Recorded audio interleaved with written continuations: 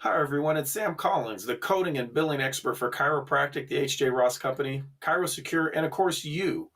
We're always dealing with issues, changes, things going on. Obviously, 2024 is coming. There's going to be RVU updates and other things. But one of the things we have to kind of deal with, and this has come up quite a bit recently as an expert, lots of questions related to this.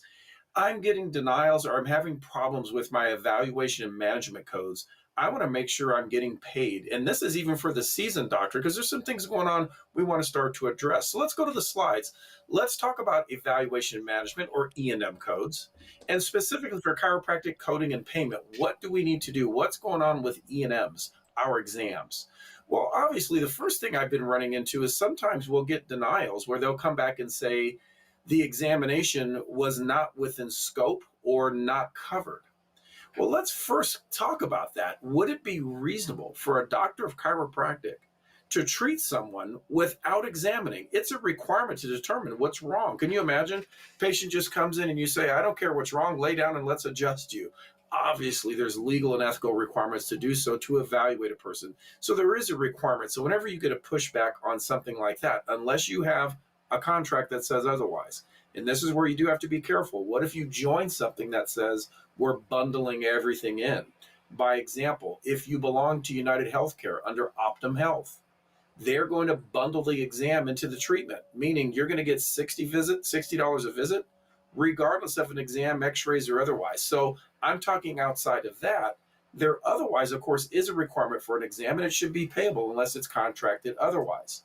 However, something we have to consider is, are we using the right codes? Remember, the codes are updated. And in fact, they're changing a little bit for 2024. May want to get to a seminar with me to get that. But nonetheless, we're going to have new patient codes 99202 to 205 and established patients codes 99211 to 215. Remember, these codes have two components for use. Are you choosing the code based upon severity, medical decision making, something simple like a 202? Or something very highly complex, maybe life-threatening with a 205, or someplace in between. The key factor is it's going to be one of these. And when you use this code, what you are indicating is that you're doing an exam. And this is one that's going to be above and beyond what you do on a day-to-day basis. And that's the big reason for why you have to use modifier 25. And this is the issue I see time and time again. I'll get someone to contact me and say, hey, Sam, I got denied for an exam. And I'll say, okay, let's talk about that. Did you bill with a modifier 25? And particularly for a new doctor, they often say, what do you mean by modifier 25?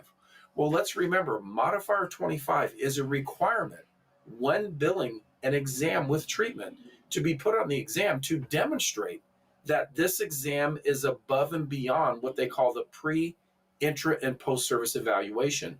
If you don't put that modifier, it's an automatic denial. You're basically stating to the insurance, don't pay me.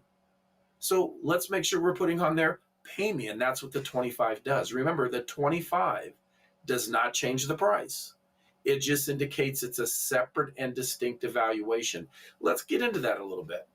When you treat someone on a day-to-day basis, let's say it's the second visit, you're probably going to, on the second visit, ask them, hey, how are you feeling today? Is that a little better, a little worse? Maybe do some objective evaluation, leg check, palpation, range of motion.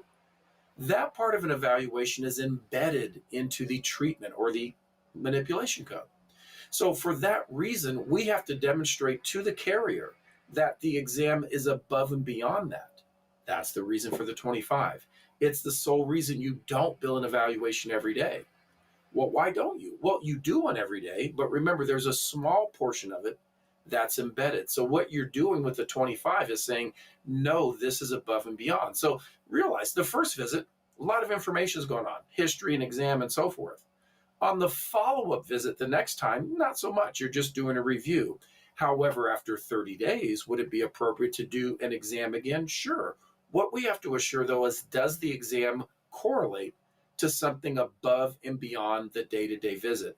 And that's going to be important because putting the 25 is what's going to show to be paid. Here's an example. Notice this is a patient getting an adjustment, massage, therapeutic activities, but notice 25 is on the exam code to demonstrate that it's separate and distinct. Again, not a change in price, simply showing it's separate and distinct. So be mindful. The number one reason exams are denied is lack of the modifier. The other factor, though, could be, did we demonstrate that it was separate? Now, sometimes people get confused and say, well, does it require it? So I want to show you, this is a picture. This is from the 2024 CPT manual. And I'm going to highlight here, it says the chiropractic manipulative treatment codes includes a pre-manipulation patient assessment. Additional evaluation management services, including office or outpatient visits, and it names all of them, including home visits. It says may be reported, and I'll go right here, may be reported separately using modifier 25. If the patient's condition requires a significant, separately identifiable E&M service above and beyond the usual pre-service and post-service work associated with the procedure. So you can see here, even in the manual, so if you ever get a pushback saying, oh, it's included, you're going to point out, that's the reason I put the 25, because it's separate and distinct and above and beyond. It isn't what you do day to day. The day-to-day eval I get, but the one you do after 30 days certainly is beyond that. Remember, when you do a re-exam, it must be a re-exam. Make it appear so. Right on that date, re-examination. Go through all the details. It's not the simple day-to-day one. When you have that in place, now we have a place to defend. I had an office defend, say, well, I did do a re-exam. It was after 30 days. But if you looked at the notes, unfortunately, the evaluation that day was no different than what they did the visit before. So make sure when you do a reevaluation, you can defend that it was above and beyond, significantly separate. It's appropriate every 30 days, no question. That's under CMS rules and adopted by most carriers. Can it be sooner? Yeah. What if a patient comes in today, neck pain, and then after a few treatments, they come in and go, oh my goodness, I fell down and I hurt my low back last night. Would it be appropriate to do an exam to their lower back? Absolutely. Now, what is it going to be, a very high level one? Probably not. They're an established patient, but it would be appropriate, even though it's sooner than 30 days. But what do we have to demonstrate? It was significant, separately identifiable above and beyond what we do day to day. So I'm always going to say push back on this. If they're telling you it's inclusive, send a copy of your exam. Point out, this is page 871 of the CPT manual, by the way, for the 2024 edition, that shows clearly, according to the guidelines, it is. Just be careful. Don't bill an exam just because it's 30 days, but because it's separate, distinct, and above and beyond, the reason for the 25. Don't be caught in the trap of thinking you're just going to bill one because, but significant and separate, and of course, the use of the modifier. As always, ChiroSecure, H.J. Ross, myself, we want to make sure you're doing good work and getting paid for it. Are you always up to date? Realize we're keeping you up to date always as a network member. I give you one-on-one help where we can dig in. I've got letters that deal with this that you can adjust a little bit for your situation, but ultimately defend why you're doing it, highlighting the rules and the regulations. Your goal, do good care for your patient. My goal, make sure you're getting paid for it. Get to a seminar, come to a network service with us. We'll be there to help. Thank you and see you next time, everybody. Wishing you the best.